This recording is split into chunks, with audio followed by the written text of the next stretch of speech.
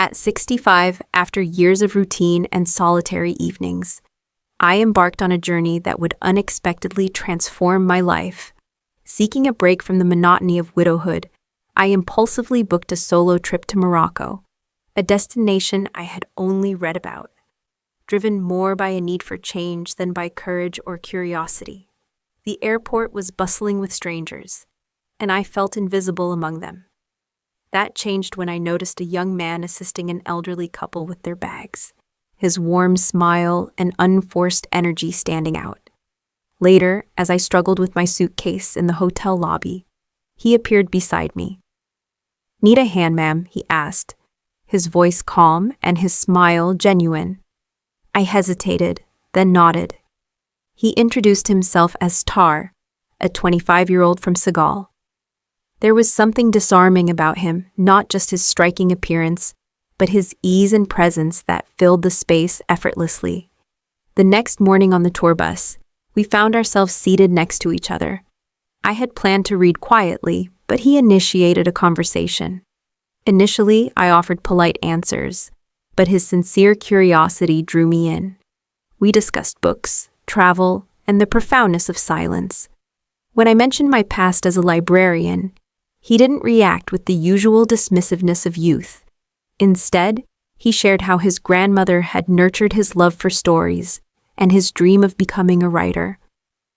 Our conversations were devoid of flirtation or pretense, yet something within me stirred.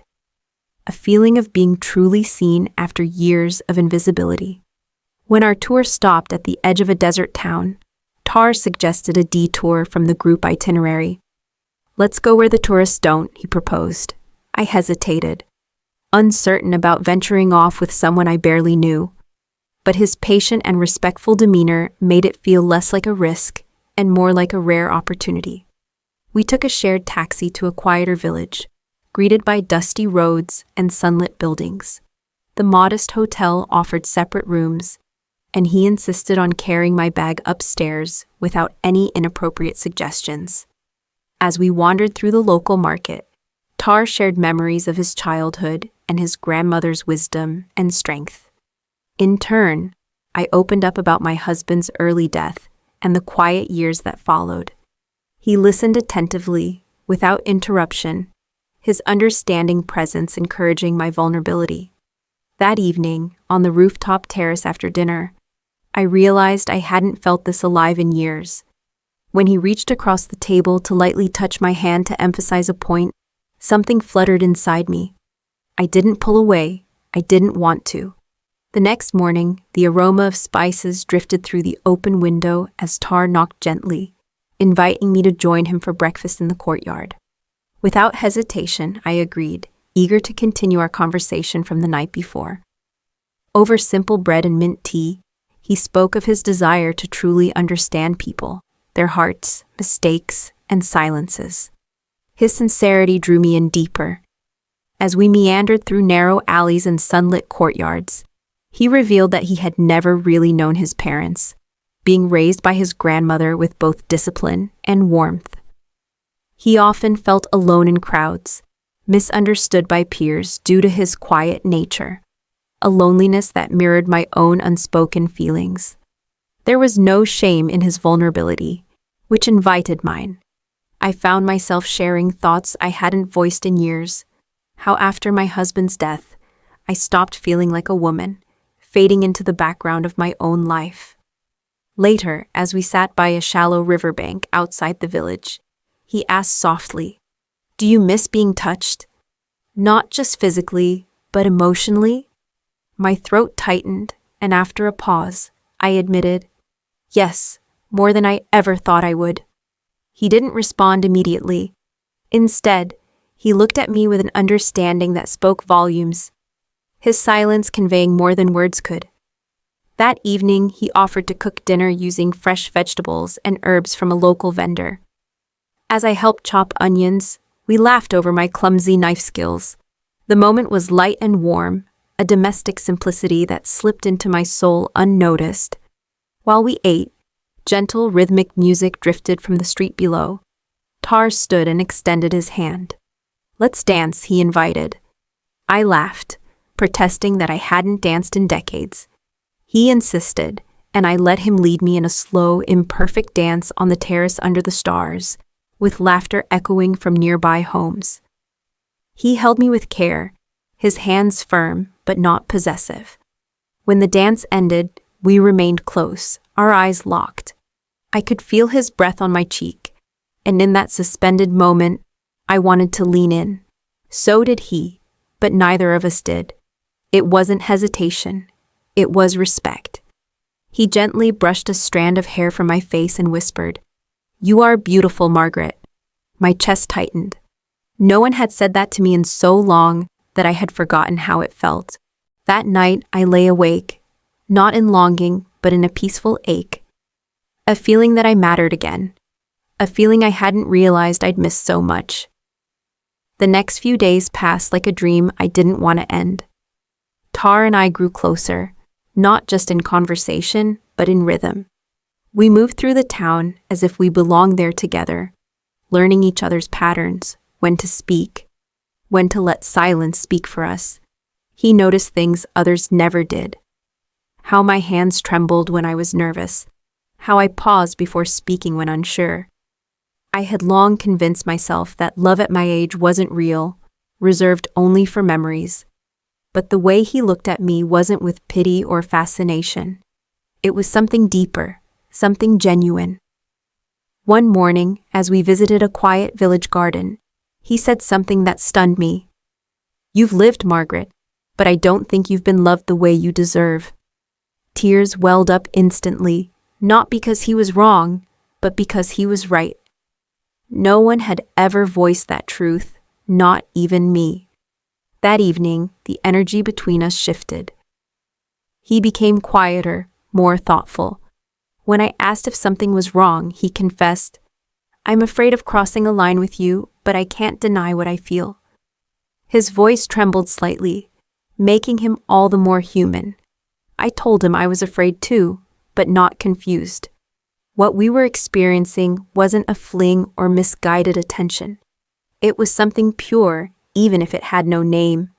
That night, we sat in silence for a long time, our hands touching but nothing more. Eventually, I reached for his face and asked if he would kiss me. There was no hesitation in his eyes. The kiss was slow, gentle, respectful. Nothing about it felt wrong. In fact, it was the first time in decades that something had felt entirely right. It wasn't about lust. It was about connection, about being chosen, about being held in a moment that transcended age or judgment. The morning after, I expected shame or doubt to creep in, but it didn't. He made tea, brought it to me, and we sat quietly on the balcony, watching the sunrise. "You look peaceful," he observed. "You make me feel that way," I replied. But reality began pressing in. We couldn't stay in this bubble forever. I started questioning everything, what this meant, what others would say, what I would tell myself when I returned home. Tar noticed the shift in me, the way my eyes lingered a little too long on the distant horizon, the way my hands fidgeted as if trying to hold on to something slipping away. He didn't push.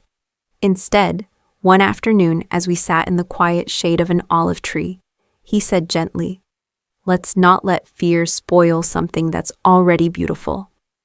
I nodded, but I couldn't silence the thoughts creeping in. The questions, the impossibilities, the weight of returning to a life that suddenly felt too small. This had been more than a holiday, it had been an awakening. And yet, awakenings are fleeting. On our final day, the village seemed to slow with us, as if time knew we were trying to stretch what little remained. We shared a quiet breakfast, browsed the same market stalls we had wandered through days earlier, but everything felt heavier now, each glance and gesture steeped in unspoken goodbyes. At the airport, the world returned to its fast, indifferent rhythm. The noise, the announcements, the people rushing around us, all of it made the stillness between us feel even louder. He stood close, but not too close. We both knew this moment had to end. "You gave me something I didn't even know I was searching for," he said, his voice low and steady. I wanted to say something meaningful, something poetic, But all I could manage was, you reminded me I was still alive. And that was the truth. I boarded the plane carrying no souvenirs, just a feeling, a memory I would guard quietly, tenderly. Returning home was like stepping into an old life that no longer quite fit. The streets were the same. My house still smelled like lavender and old books. But everything had changed. I had changed. My friends noticed. They said I seemed softer, lighter.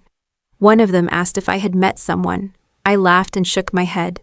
Not because I was lying, but because the truth was too sacred to share. What had happened in Morocco wasn't for public consumption. It was for me. For my soul. Weeks passed. Then one morning, I received a letter, handwritten, with a foreign stamp. My hands trembled as I opened it. It was from Tar. He wrote about his return home, about how he had told his grandmother a version of our story, not the details, but the essence. He said she smiled and told him, "Sometimes souls meet at the right time, even if the world thinks it's wrong." Her words broke something open in me and healed something else.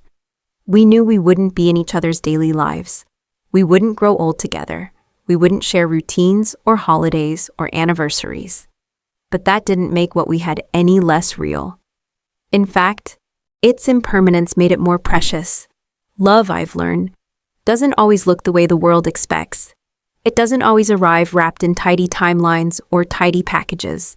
Sometimes it shows up as a young man offering to carry your suitcase. Sometimes it stays just long enough to remind you that you are still capable of feeling deeply, of connecting, of living. I didn't betray anyone, not my past, not my age, not my dignity. The only betrayal would have been to deny myself that experience, to turn away from a moment that felt profoundly right. Now, when the nights grow long and the silence starts to creep in again, I think of Morocco. I think of dust-covered roads, of mint tea, of a dance under the stars. And I think of a young man who saw me not for who I used to be, not for who the world expected me to be, but simply as I was. That is the kind of memory that lives quietly, eternally, like a flame that no time or distance can extinguish.